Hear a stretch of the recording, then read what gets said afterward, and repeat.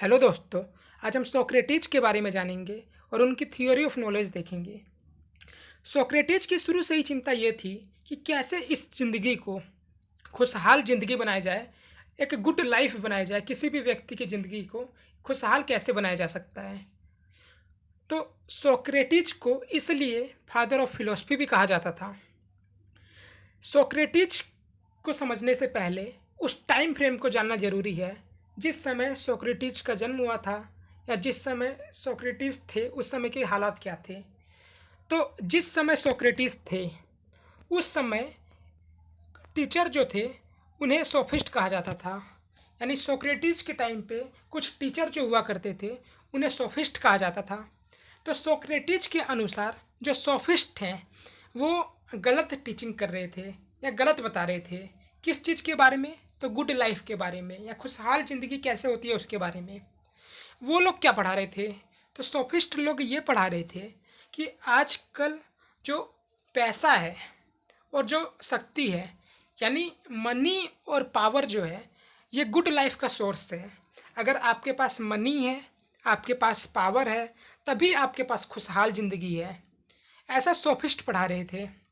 और इसीलिए वहाँ के लोग पैसे के पीछे भाग रहे थे, पावर के पीछे भाग रहे थे।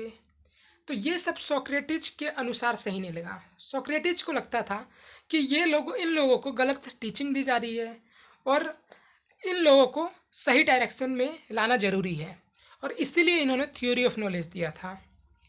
तो सोफिस्ट को लगता था कि पैसे और पावर जो है वो किसी इंसान को टेम्परेरी पीरियड के लिए, थोड़े देर के लिए खुश रख सकता है, थोड़े दिनों के लिए रख सकता है खुश, लेकिन ज़िंदगी भर के लिए, हमेशा के लिए खुश नहीं रख सकता। और जो सोफिस्ट पढ़ा रहे हैं बच्चों को, ये गलत चीज़ें पढ़ा रहे हैं। और इसी वजह से जब सोक्रेटिस ने ये बात कही तो इसलिए उन्हें जेल में बंद कर दिया गया, उन्हें जहर दिया गया, और उन पे आरोप लगा कि सोक्रेटिस जो है वो युवा को भड़का रहे हैं, वो युवा को मिसलीड कर रहे हैं, वो इस समय के नौजवानों को मिसलीड कर रहे हैं, गलत शिक्षा दे रहे हैं। और सोक्रेटिस को मजबूर करा गया जहर पीने के लिए, और जहर पीने से ही सोक्रेटिस की मृत्यु हुई। तो ये था सोक्रेटिस का थ्योरी ऑफ नॉलेज का कंटेक्स्ट, कि किस कंटेक्स्ट में उन्होंने ये थ्योरी दी थी।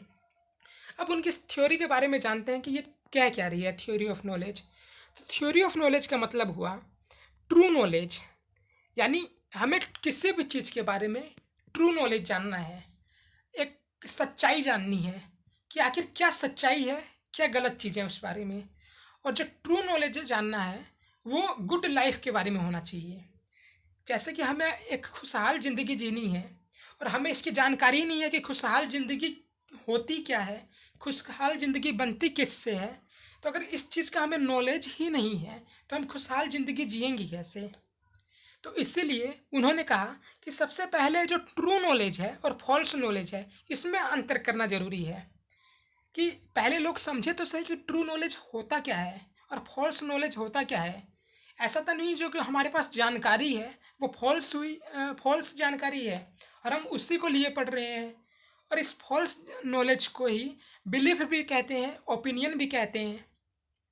तो सोक्रेटिस का कुल एम यही था कि एक गुड लाइफ होनी चाहिए, एक इंसान की खुशहाल ज़िंदगी होनी चाहिए।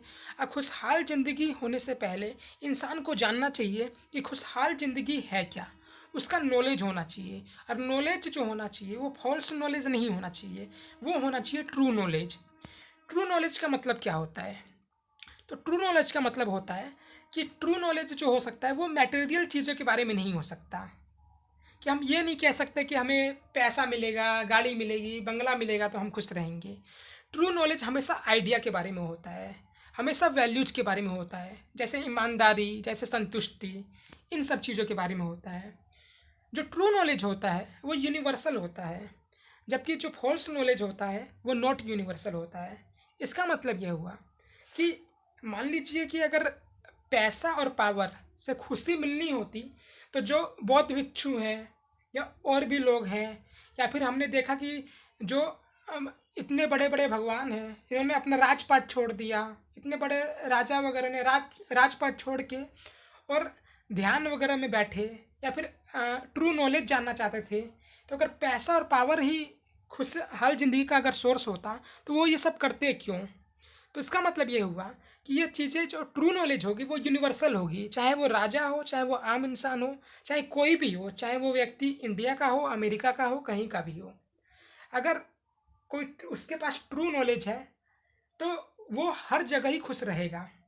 इसका मतलब यह हुआ कि चाहे आपके पास पैसा या पावर, अगर सच में खुशहाल ज़िंदगी का अगर ये मीन है, अगर इसी चीज़ की वजह से खुशहाल ज़िंदगी आनी होती, तो चाहे वो इंसान अमेरिका का हो, चाहे वो इंडिया का हो, चाहे वो गरीब हो, चाहे वो अमीर हो, चाहे वो संत हो, साधु हो, भिखारी हो, कोई भी हो, वो खुश रहता पैसा मिलने के बाद से। लेकिन हम देखते हैं कि ऐसा नहीं होता।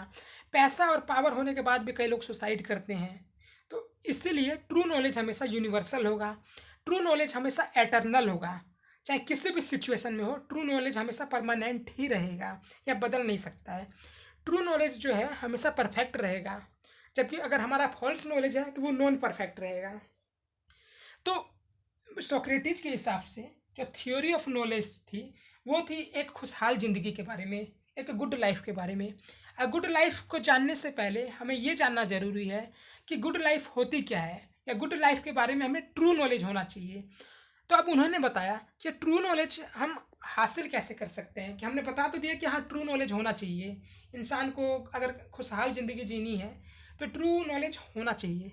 लेकिन अब ट्रू नॉलेज तक हम पहुँचे कैसे? तो सोक्रेटिस बताते हैं कि बाई रैशनल थिंकिंग या लॉजिकल थिंकिंग। हमें खुद से सवाल करना पड़ेगा, हमें खुद से ही पूछना पड़ेगा। और हम क्योंकि और इस फॉर्म को कहते हैं कि खुद से बात करना, खुद से पूछना, इस चीज़ को डायलेक्टिक्स कहते हैं। तो हमें खुद से ही पूछना पड़ेगा, खुद से ही जवाब मांगना पड़ेगा कि क्या ये पैसा जो है, क्या ये पावर जो है वो मेरे को सच में खुश रख सकता है। और अगर हमें लॉजिकल अगर पूछेंगे खुद से, तो ये जवाब आएगा कि पैसा या पावर, इसका नेचर ही ऐसा है कि कभी भी किसी इंसान को ज़्यादा दिनों के लिए खुश नहीं रख सकता। आपके पास जितना पैसा आएगा, पैसे की भूख उतनी ही बढ़ेगी, जितना पावर आएगा, पावर की भूख उतनी ही बढ़ेगी। तो हमें खुद से लॉजिकल थिंकिंग करना है, खुद से पूछना है। और उसके बाद से जब हम खुद से ये चीज़ें शुरू करेंगे तो हम एक पॉइंट पे पहुंचेंगे कि जो पैसा है, जो पावर है, वो हमें टेम्परेरी टाइम के लिए तो खुश रख सकता है, लेकिन परमानेंटली खुश नहीं रख सकता। ये सोर्स ऑफ गुड लाइफ या गुड लाइफ का स्रोत नहीं हो सकता। गुड लाइफ का स्रोत जो होता है वो मटेरियल चीज़ों में नहीं है। अगर हम किसी मटेरियल चीज़ के पीछे भाग रहे हैं तो कभी भी हमें गुड लाइफ या खुशहाल ज़िंदगी नहीं मिल पाएगी। तो हमें जो है वो आत्मसंतुष्टि के पीछे भागना पड़ेगा, हमें ध्यान के पीछे भागना पड़ेगा, हमें हर चीज़ के पीछे की सच्चाई जाननी पड़ेगी, हर चीज़ के पीछे का ट्रू नॉलेज जानना पड़ेगा। और तभी हमारी ज़िंदगी जो है वो खुशहाल ज़िंदगी हो पाएगी। हमें जानना पड़ेगा कि जो मटेरियल चीज़ें हैं, इनका जो सुख होता है वो क्षणिक होता है, टेम्पररी होता है, थोड़े टाइम के लिए होता है।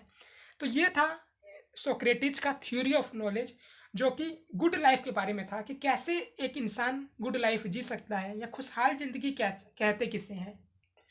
और प्लेटो जो थे वो सोक्रेटिस के डिसिपल थे या शिष्य थे। तो प्लेटो का जो थ्योरी ऑफ आइडिया था वो इनके थ्योरी ऑफ नॉलेज से ही लिया गया है। तो ये था सोक्रेटिस के बारे में। Thank you.